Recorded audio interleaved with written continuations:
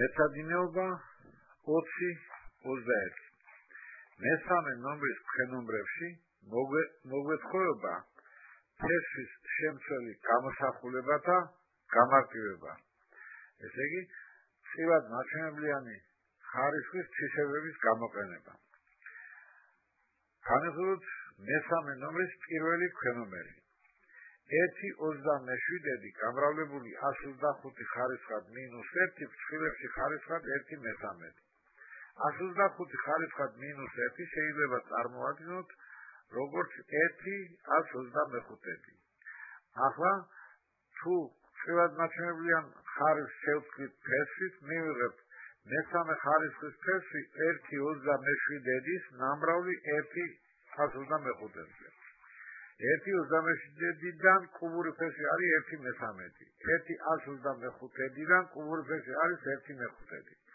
ესე იგი, საბოლოოდ მიიღება 1/13-ის ნამრავლი 1/5-ზე უდრის 1/15. ახლა განვიხილოთ მესამე ნომრის მესამე ქვენომერი. 2.1027 ხარისხად მინუს 1/13.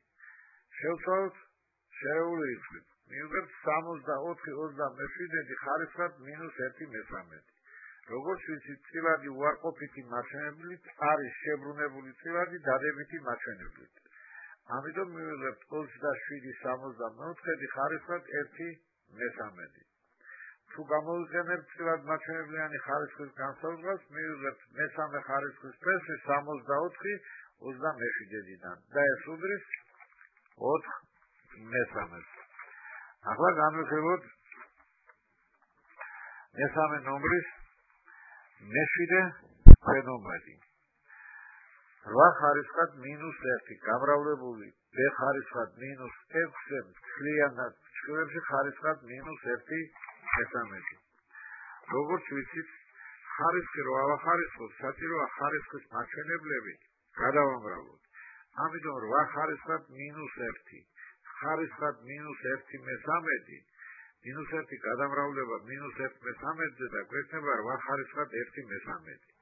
ასევე b ხარისხად მინუს 6 ხარისხად მინუს 1/13 მინუს 6 გამრავლდება მინუს 1/13-ზე და გვექნება 6/13, ანუ 2.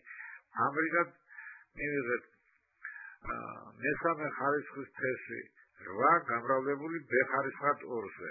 მესამე ხარისხის თესვი 8-დან არის 2. ესე იგი, საბოლოოდ გვაქვს 2b კვადრატი.